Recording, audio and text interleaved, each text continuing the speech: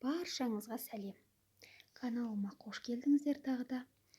Бүгін сіздермен осындай әдемі, дәмді, балалар қайта-қайта сұрайтын бәліш пісіретін боламыз. Ол үшін бізге керекті заттар, үйде бар заттар: майымыз, дрожжымыз, үйдегі сүтіміз, жылы су, жұмыртқамыз, ұнымыз, қантымыз, тұзымыз керек.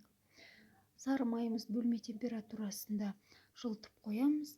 Оның үстіне суымызды, сүтімізді, дрожжымызды, қантымызды және тұзымызды қосып араластырамыз.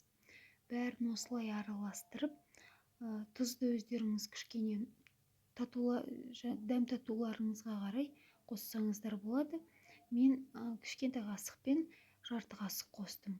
Және де осылай араластырып, дрожжымызды қосатын боламыз, ашытқымызды.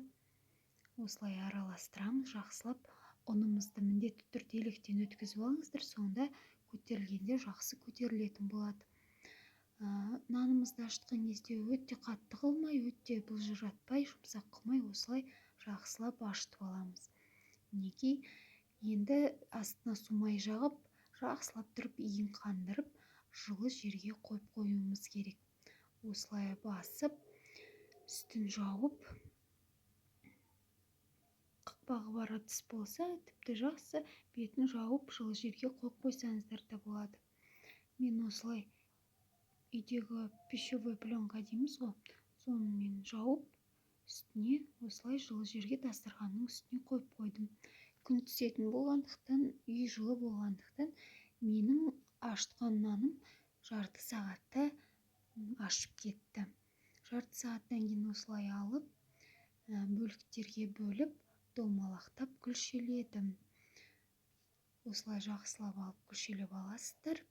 Күлшелеп жақсылап осылай иін қандырып қойып қоясыздар. Одан кейін барып бізге ішіне салмасына сгущенка керек, қойытылған сүт, яғни варенка дейміз ғой, осындай қойытылған процент жоғары сүтіміз керек. Осылай жақсылап ішіне салып, орап, өте көп салудың қажеті жоқ, өйткені жарылып кетеді. Осылай салып, духовкамызды 180 градуста 20 минут, жарты сағатта пісіріп аламыз. Астарыңыз дәмді болсын, бірге пісіріп көріңіздер.